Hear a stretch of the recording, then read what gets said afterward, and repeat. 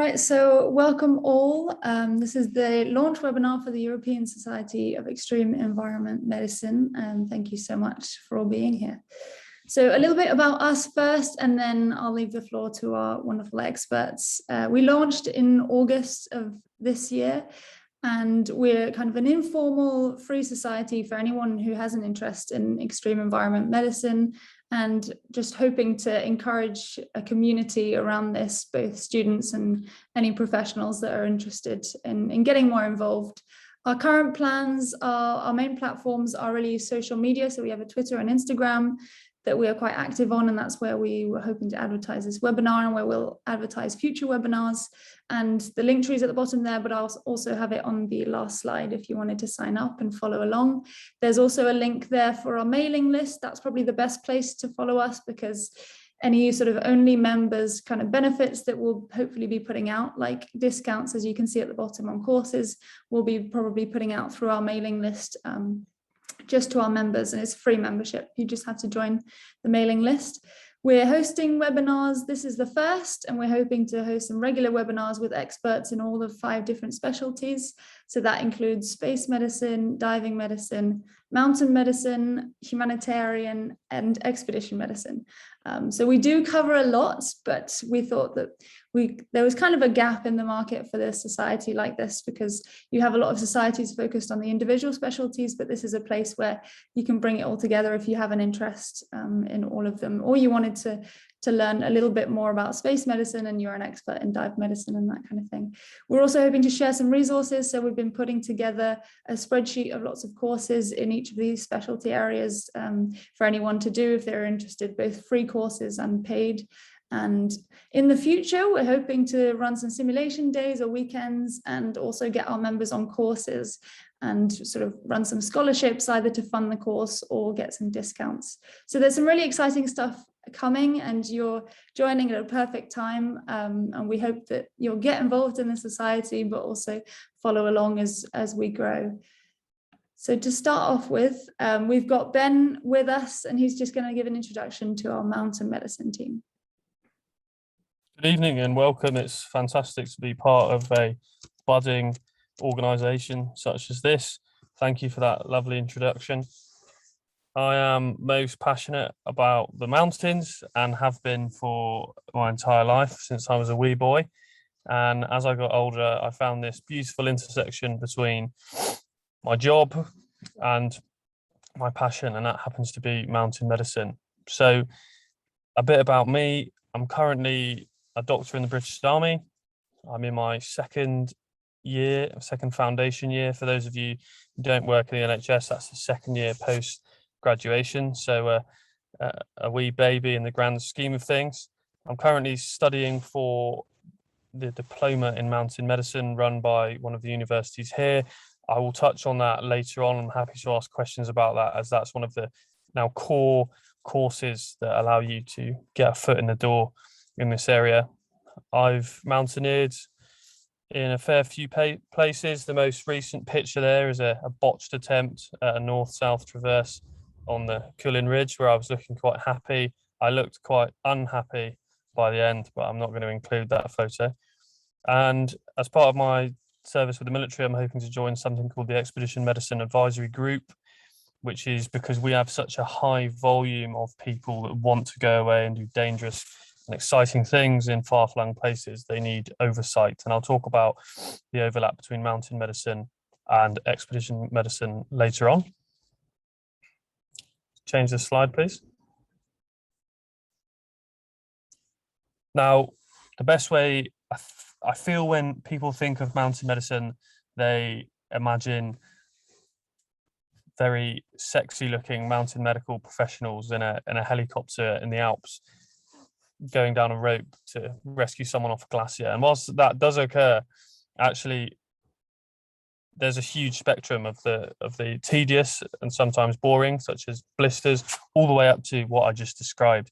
And the best way to think about it is you have pathology that exists anywhere else that is modified by the mountain environment.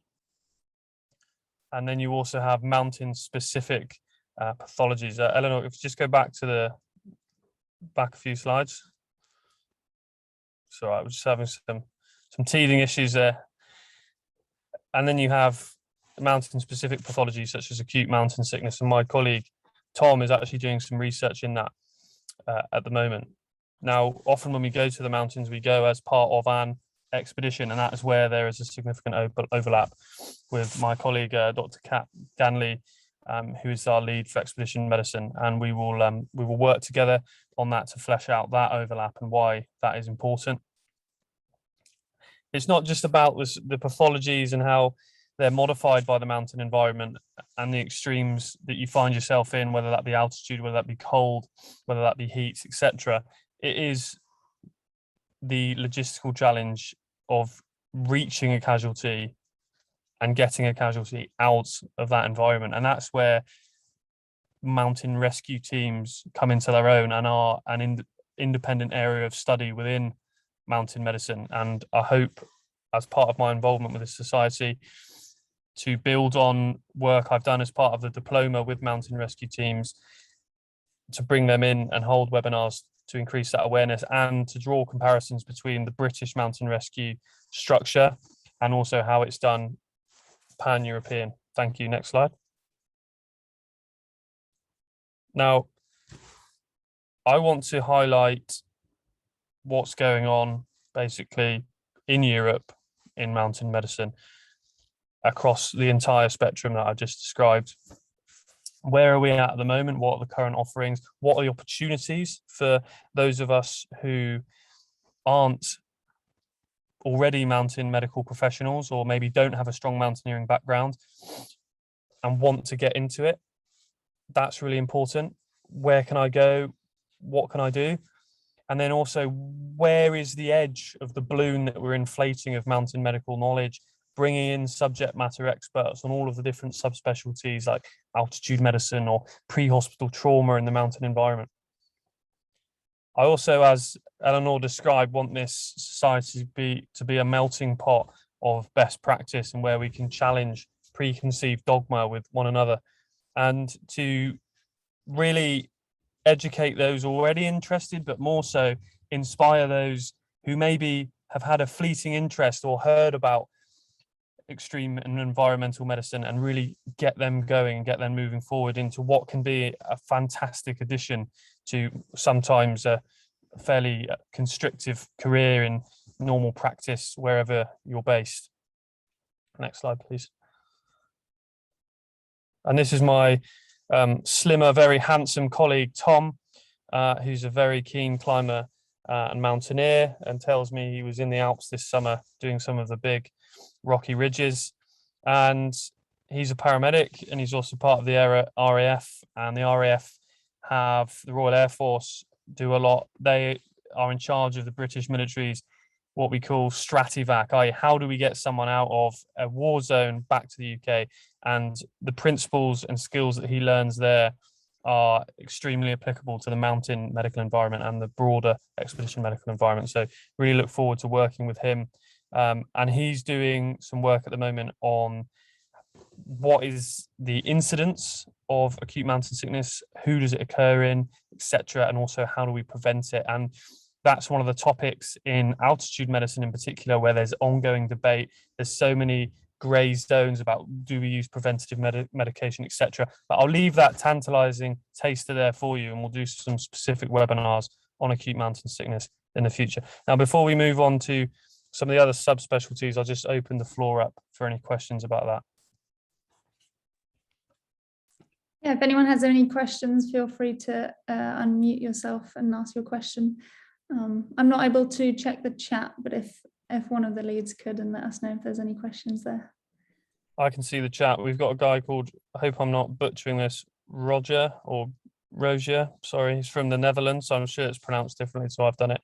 And he's off to Antarctica to be a ship doctor for 2 weeks. Well, you'll love, Kat, as Lisa says, has done that recently. So we'll put you guys in touch and you can talk about your experiences. But has anyone got any questions about mountain medicine or anything before we move on? Stunned silence, Eleanor. Thank you. Well, keep an eye on the chat, but otherwise, thank you very much for joining from your car. we'll You're move welcome. on. I think next we've got Federico. So Federico is around. Perfect. Hi everyone, can you hear me? Yeah, that's perfect. Wonderful. Hi everyone. My name is Federico. I'm a doctor in the UK. I thought for tonight's presentation, I'll just give you a brief idea of what's my experience in terms of how I got to diving medicine, how I got to expedition medicine, and then touch briefly. I don't want to bore you too much about diving medicine tonight, otherwise you don't want to come back anymore. So in terms of my experience, I'm originally from Italy, then I moved to the UK here. As mentioned before, if not everyone probably is very familiar with the training system here, but I've done my foundation years, the years that you do right after you med school. So I've done my foundation year 1, and during my foundation year 2, I started building up my experience in expedition medicine. I've done a course in expedition medicine. It was a 1 week in France, which was pretty cool. We were going skiing during the morning, and then during the afternoon, we were just having lecture about various topics such as diving medicine, tropical medicine, mountain medicine, and then practical session. It was very good. I met lots of very interesting people, lots of good inspirations there, that then basically kickstart my experience and development in expedition medicine. There's a lot of providers in the UK and in Europe. It's up to you which one you want to choose. If you wanted to get engaged with one of these companies, I highly recommend it, because there's a lot of good ideas which comes out of these courses, and there's a lot of cool people that you can meet. After that, I finished my foundation year 2, and I took a gap year where I started studying for the diploma in tropical medicine, as you can see on the slide. There's various ways that you can achieve the diploma. There's different schools. That the School of London, which is a 3 months intense course. Every day you got lectures. I haven't done that. I've done the one in Glasgow, which was a remote diploma. So we're having lectures on a period of 9 months, 8-9 months. Every week there was a lecture on Zoom, and then you have a practical session in Glasgow, which is just a microscopy bit that you need to do for the exam. And at the end of these 9 months, and in April, I took the exam in London. Is entirely up to you what you want to do in terms of which one you want to take. There's another one in Liverpool, or another one that you can take with MSF, Doctors Without Border. I highly recommend, again, this is very, very good if you're going on expeditions, give you the basic of tropical medicine, tropical disease, things that you don't really see around in our countries. Pretty rare disease that you maybe heard of it during medical school, but not very common, definitely in Europe and the UK. And then they give you the basic as well in humanitarian medicine and public health, which at uni sounded really boring. In the context of the humanitarian crisis is very, very important, very, very interesting. And then those principles can be applied as well during your expedition. After that, during that year as well, I managed to go on an expedition as a dive medic. I went for 3 weeks in Belize. I was part of a conservation program in a remote setting in Belize. We were going diving every day, depending on the condition, but the condition was pretty much good every day. So there was 3 or 4 dives. We were in a pretty remote setting. The closest decompression chamber and hospital was about 2 hours by boat. So you need to take that into account. I'll be touch very briefly later on expedition medicine in the context of diving and diving medicine. Carry on with our experience then in the UK. I signed up for various free hospital companies. I volunteer as well with St. John Ambulance. So that gives you a lot of experience as well dealing with paramedics as well. Even if you're not on an expedition, being outside hospital really help you to understand the logistic and really help you to understand how things are done differently rather than when you are in hospital, because you can access certain services where you obviously in A&E or an emergency department, on ward, or an ITU, rather than being on the side of the road.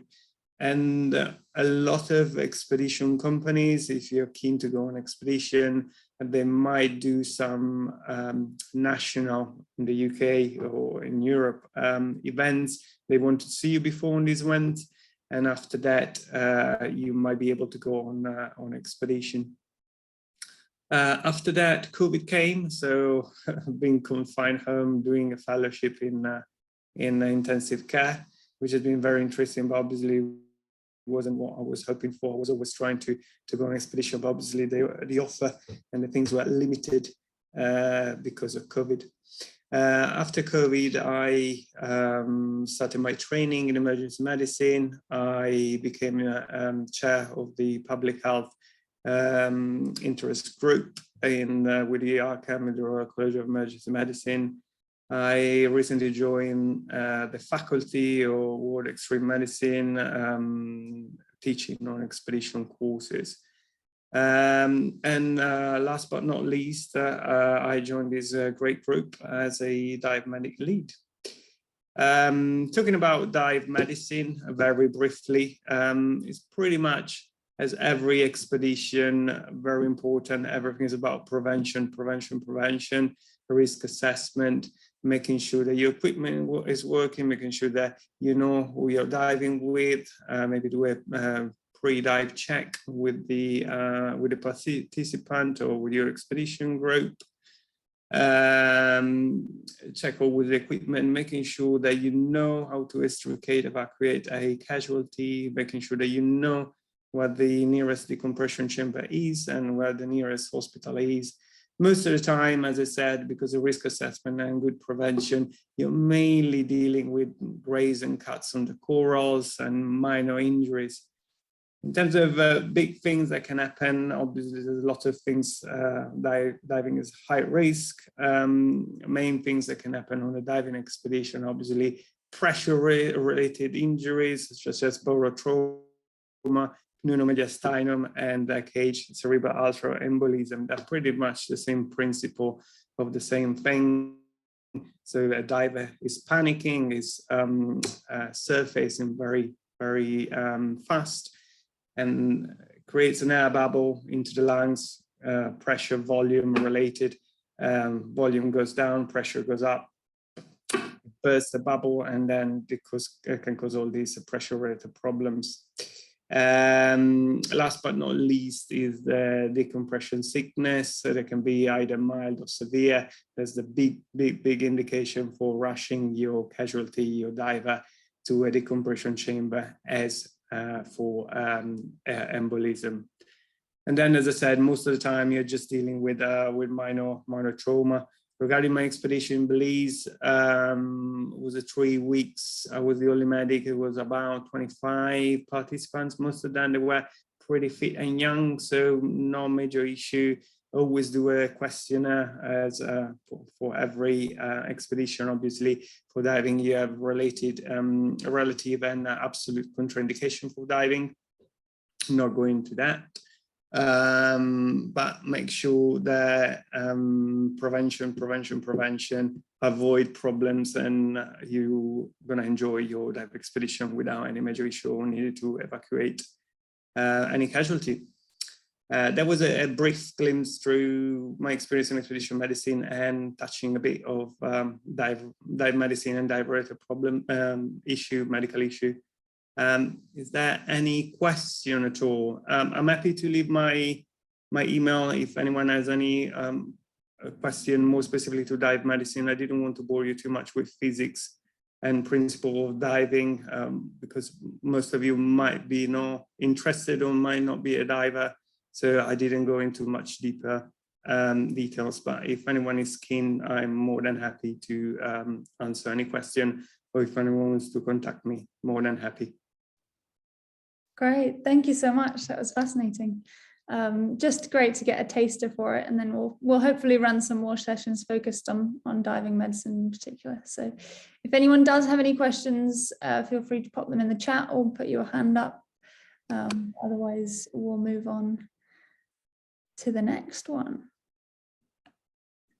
So next up, we've got the wonderful Dr. Lisa McMee, who I have seen. Yeah, I see you are here. So I will hand over to you straight away. Oh, sorry, Roger, was that a question? Or are you just saying hi? All right, great. So we'll hand over to Lisa.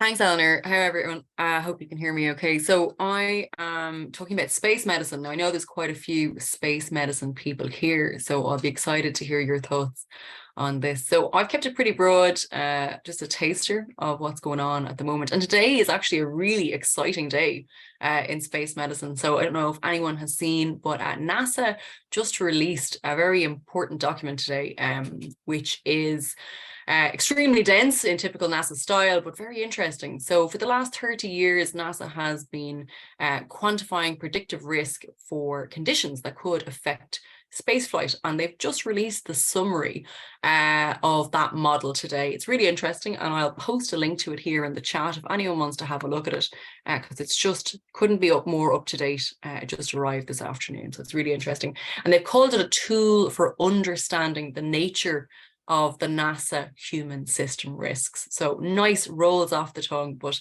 this is what happens when you work for an organization run by engineers. So look, I'm a lifelong space nerd, as I say in my slide, and just excited to be introducing the specialty of space medicine. I've done some training in space medicine through the University of Texas Medical Branch, through the European Space Agency's Space Physician Training Programme, through King's College London. I'm currently studying for the Diploma in Aviation Medicine, which provides some of the foundation of what space medicine is based on. And I'm the co-founder of a little organization called Space Medicine Ireland that I will talk about at the end of this presentation. Next slide, please. So what is space medicine? So I mean, it sounds weird, and it is, I suppose, but it's a subspecialty of aerospace medicine. Well, technically, it's also a subspecialty of occupational medicine, but that makes it sound dull, and there's nothing dull about it. So it's really focused on astronaut health, and originally the purpose of it was to screen out any possible underlying condition that could cause bother or problems in spaceflight. But as we know, spaceflight has changed, and it's not just elderly billionaires going to space now. It's all sorts of people with all sorts of medical conditions. And that provides a unique opportunity, but also a unique set of risks. So part of what aerospace medicine has developed into is optimizing and minimizing these risks before people go into space, but also developing protocols, monitoring and treatment for those people while they're in space. And it's not just medical doctors who are involved. We have biomedical engineers who are looking at environmental factors and monitoring equipment and biometrics, and exercise physiologists who build people up before they go in order to minimize the effects of microgravity on the body and make sure that they are built back up when they come back. So just picked a couple of images there, kind of a classic astronaut on the moon in terms of the Apollo era, because I suppose that's where we're headed back to, and that's where Artemis is sitting now in terms of bringing people back to the moon. So it's a really exciting time in space flight. There are huge plans afoot, and if those plans are delivered, we're going to be looking at people living and working for long periods of time on the lunar surface. And that's really interesting because that poses a series of medical risks that we've never encountered before. Currently, when people are on ISS, when astronauts are there, I mean, realistically, if there was a medical emergency, those people could be evacuated in most scenarios back to definitive care pretty quickly within a calendar day or sometimes within a few hours. Once you start getting into lunar orbit and onto the lunar surface, that is a protracted medevac situation, and the game really changes there. I've just put these two images side by side. One is an ultrasound probe being used to look at the back of an eye of an astronaut on the ISS, and the other is a naval flight surgeon examining. And I suppose this just kind of shows you the background, really, maybe, of aerospace medicine. And flight surgeons are the doctors who perform aerospace medicine, but it is based on that old Navy tradition. And again, so much of it is about optimization and monitoring. Next slide, please. course, the problem is that, space isn't good for you. It's not a natural environment. And I suppose we have all these specialties are about extreme environments, but space is the ultimate extreme environment. Roger, when you're in Antarctica and looking at all the unique hazards that you'll see there, I mean, Antarctica is probably the best Earth-based analog for spaceflight, and that's why the European Space Agency undertakes research there in Concordia Station, especially around hazard 2 there on the screen, which is isolation. So these are the big 5. These are the space flight hazards that have been identified as space agencies as the biggest threats to human health. And these are areas where there is significant ongoing research. So space radiation, both known and unknown types, isolation, the distance from Earth affecting communication, medical care, access, repatriation, all of these things. And then gravity fields, not just the microgravity of space itself, but actually, the transition points, the G-force, and then of course, lunar gravity is a whole other system. And then the hostile enclosed environments. During one of our spaceflight training modules from UTMB, I remember one of the astronauts giving us a brief on some of the hazards in spaceflight, was talking about how they had a real difficulty with a bad odor when she was on ISS, and eventually they tracked it down to some mold in a paneling behind the toilet. Really unpleasant, and just an idea of when you're living in an area where all of your air, all of your facilities and everything are recycled, something like that can pose an immediate and acute threat to health. Next slide, please. So I'm not going to talk about all the space risk elements, but I just thought I'd briefly mention radiation because it's one of the most interesting. All doctors, medical students, and so on, radiation generally is bad and you try and limit your exposure to it. Most people are aware that they get some sort of background radiation on Earth. They may not be as aware that when they fly, that exposure increases significantly. So if you take a long haul flight, for example, from Europe to the US, really you're looking at about 40 times the exposure when you get to altitude. So for our mountain medics, if they're spending huge amounts of time at altitude, radiation is just something else that you have to contend with. When you're on ISS, however, and you're leaving the protection of the Earth's atmosphere, that increases to about 250 times. Once you leave and you're starting to move back past the atmosphere, really you're looking at unknown exposures. So you're not just looking at background cosmic radiation, you're also looking at solar flares, which can be extreme and intense. So that's quite interesting. And it's something that NASA is looking at. But again, it's quite hard to predict what those exposures are. And there's a lot of research in this area at the moment. Next slide, please. So how do we deal with all these risks to spaceflight? So one way of doing it is by training people within an inch of their lives. So that's Neutral Buoyancy Lab over in the US, and you have a replica of the ISS underneath the water. They mimic doing extravehicular activities or EVAs in their suits. These are arduous, multi-hour exercises where they're required to do a lot of tasks, replicating what they'd be asked to do during spaceflight, and by screening out any significant medical conditions. And the second way is through countermeasures. So there's a huge amount of research ongoing in multiple space agencies on countermeasures to spaceflight. One of the things that happens in microgravity to the human body is that you lose bone and you lose muscle mass. So one of the countermeasures to that is by getting the astronauts to spend huge amounts of time, a couple of hours a day, basically exercising on the ARED, or Advanced Resistance Exercise Device. And there's 3 of those on ISS. That will become problematic as they move to Gateway Station, which is their plan for lunar orbit, and the size suddenly shrinks. So a lot of people working on that. How do we shrink that down and make it useful? Next slide, please. So to summarize then, I'm not going to. There's a lot of great resources there. There's so much free, good space medicine stuff on the internet. I've just picked 3 resources because I said they're comprehensive, they're reliable, and they're free. So the Aerospace Medicine Association, if you're not familiar with them, they've got a great student wing as well. They're really, really active, and lots of summary documents and videos on their website, asma.org. ESA, because we are in Europe, and the Space Medicine Office updates things fairly regularly. Not as comprehensive, but quite a lot of cool stuff about their research, and especially their ground analogues or bed rest studies that they're doing. And then TRISH is the Translational Research Institute of Space Health. So they're basically the risk-taking research arm of NASA, and they're looking into everything cool in relation to space health. I think they recently sponsored a study, or they're overseeing a study with a private network as well that's looking into human hibernation in space. So that's one of the cool projects that they're working on at the moment, and it's really interesting. So they do regular updates, and they're associated with Baylor College in the US. So that's quite cool. And can you, sorry, next slide, please. The last one. And then, so Space Medicine Ireland is a research and education network that I've set up with my colleague Phil Brady in Ireland. And there's quite a few doctors and medics there who are interested in it, which is really nice because we don't have a space program, but we are a member of ESA. So we're doing a bursary prize. It's our second time doing it. So we did it last year as well. And the winner was from the UK, actually. So maybe we'll have someone different this year. But we had entries from all over the world. It was quite cool. And basically, yeah, so an essay of maximum 1,500 words, and this year's topic is discuss how space health research or technology can benefit patients on Earth. And you can send that to us anytime before February 28th, and we have some cool judges lined up for that. So last year we had Dr. David Green from the European Space Agency and Dr. Ed Powers from UTMB, who's now moved to be one of the flight surgeons for ESEEM Space. So that's quite cool. They're a private entity who's in the process of building a space station. Thanks.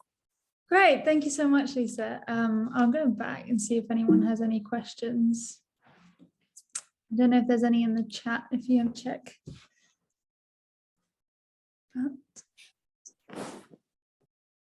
Oh, you're muted, I think. Oh, sorry, I have one, I have a question, Anne.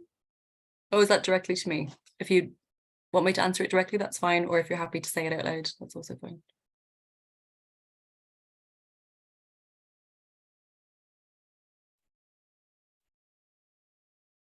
I'll just respond. That's fine. Okay, just respond. No problem. Thanks. That's fine. So we'll move on. Our next two speakers, unfortunately, weren't able to make it today. So we have some videos that they've submitted. As you can imagine, trying to corral this many medics and doctors on the same day at the same time was not an easy task. So unfortunately, two of them haven't been able to come. So the first is our humanitarian medicine lead, Paddy Brown, who's a registered advanced nurse practitioner in Ireland. So you can see we have quite a breadth as well of different healthcare professionals. We've got some doctors, paramedics, and advanced nurse practitioners. So it's great to have those different insights. He's got years of pre-hospital care experience, and particularly in setting up a health service in rural Tanzania. So I'll get his video up if you give me a second. I'll just get this working, and we'll put the sound up for you as well. Medicine. Sorry. Good evening, ladies and gentlemen, and you're all heartily welcome to tonight's webinar as the launch for the European Society of Extreme Environment Medicine. I'd just like to take this opportunity, first and foremost, to apologise that I can't join you in person tonight, but it's great that so many have gathered and so many members and prospective members at this fledgling organization. With hopefully the passage of time will become a fabulous resource for people, and we must remember that from little acorns grow great oak trees. And yes, things will be a little bit slow to get going just by virtue of developing the power of numbers, but in time to come there will be a critical mass of people.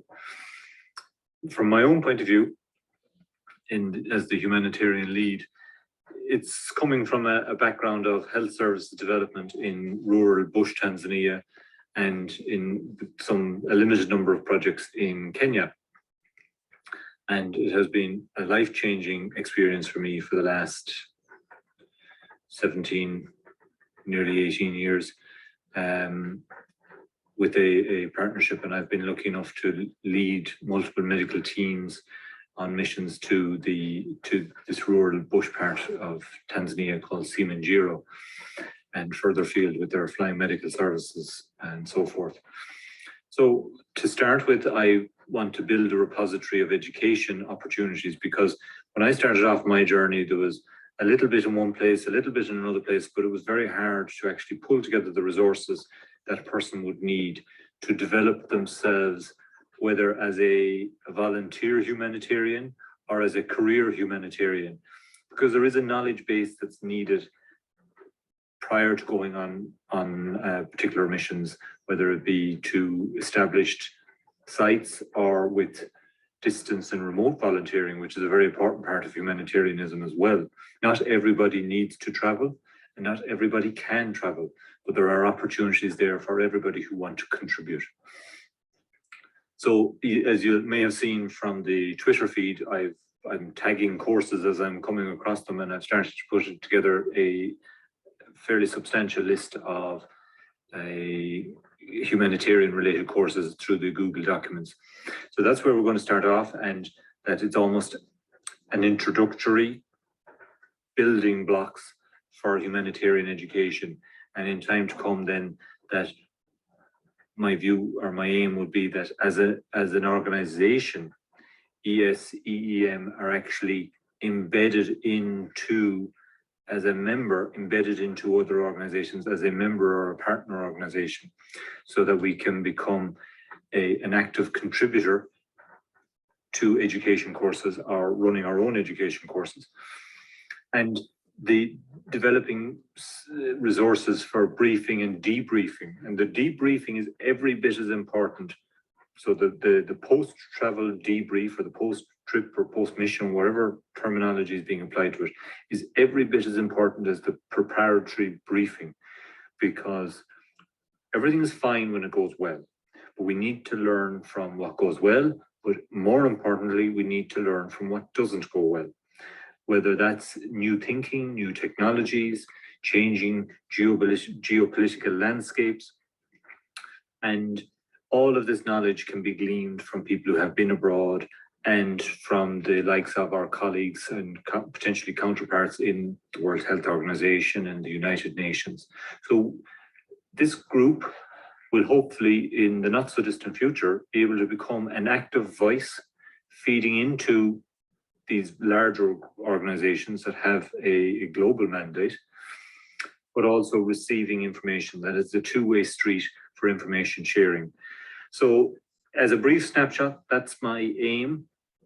And I urge you to get in contact. So it's Patrick Brown or Paddy Brown, whichever I'll answer to anything, whichever you prefer, and make contact through the ESEEM. And I'm happy to share my insights and experience, and to be as an active signpost as possible for people, whether it be opportunities that they're looking for missions, or educational opportunities in preparation, because different organizations will have different requirements. So it's to have essentially to have yourself ready to be able to go. And please do make contact.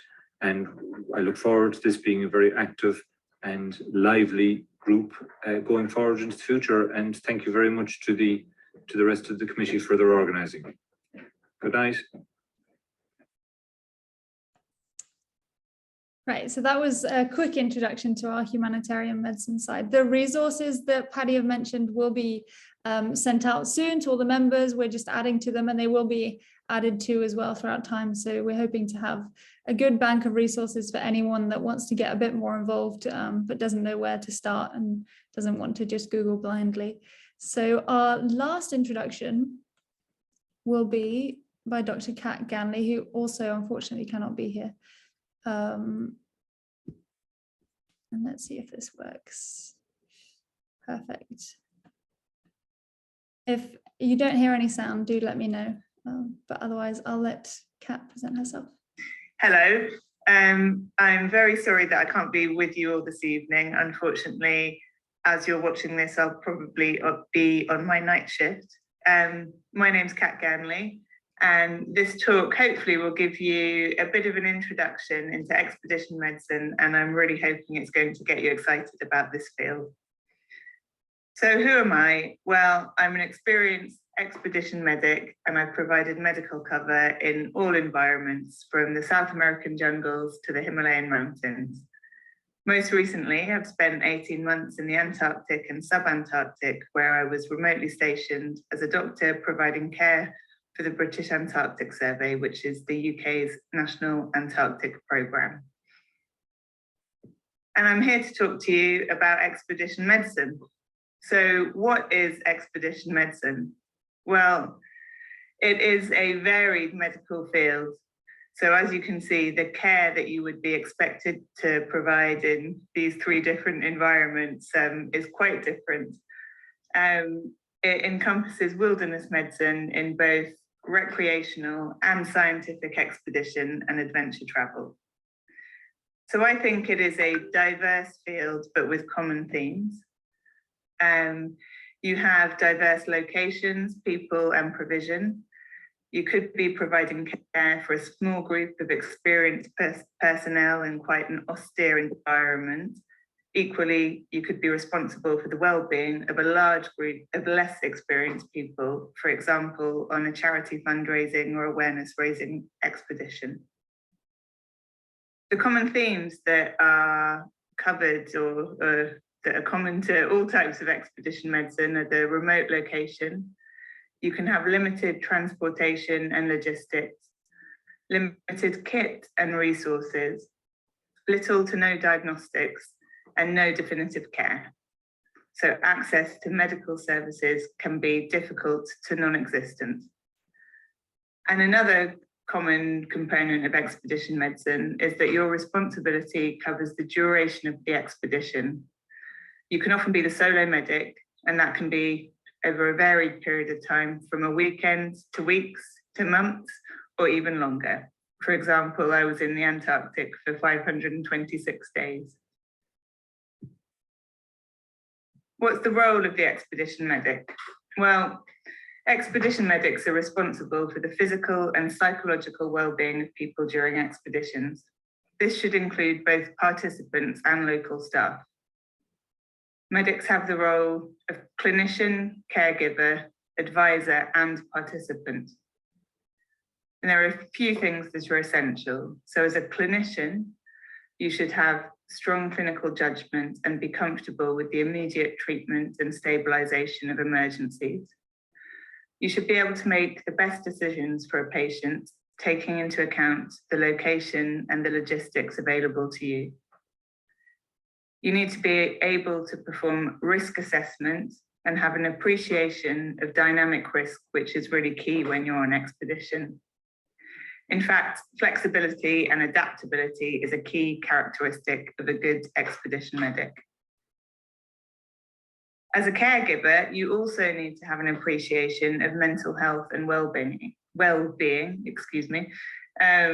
and you need to understand that often on expedition, you'll find that people turn to you for support. As an advisor, you might be involved in trip planning, kit preparation, pre-departure screening and recommendations, for example, vaccinations, evacuation plans, and risk assessments. On the expedition itself, you need an understanding of camp hygiene and the ability to anticipate both common and important problems and how to prevent them. And then finally, as a participant, which is possibly the most important bit, you need to be resilient and competent in your chosen environment. For example, don't go offering to do medical cover up Everest if you've never been at altitude before. You can only look after yourself. No, you can only look after others if you can look after yourself. What can you expect as the expedition medic? Well, to be honest, medically, most conditions encountered are either minor or mundane. So you're going to meet a lot of blisters, rashes, toothache, and tears, and you really need to know how to manage these. However, emergencies and even catastrophes do occur, and you should be prepared and able to deal with these scenarios. Professionally, the expedition medic role is rewarding and interesting. You're going to learn a lot about things you've never encountered before. You'll develop confidence, independence, and strong team leading skills. Coming back from expedition, I always feel really refreshed and enthused about my daytime hospital job. Personally, the role is rewarding and exciting. You're often supporting people achieve a lifetime goal, which is a really privileged position to be in. So finally, I'll leave you with this. Medicine is a passport. It can take you to really interesting and exciting places, and you will meet and learn from the best people. Thank you for being here. This has been a really short introduction into expedition medicine, And I hope that you'll be following our society as we help to connect and support you in the future. I'm sorry I can't be here for questions, but if you have any, you can find us on Twitter at these Twitter handles. And Eleanor, perhaps you can tell me if there's another way that questions can be directed towards us. Will do. Right, so that was a quick introduction by Dr. Ganley as well. I'll just have a look at the chat quickly, but it doesn't seem to be any questions. And our final slide is just how you can get a bit more involved with what we've been up to. So I'll put that up. If you have any questions, then do say.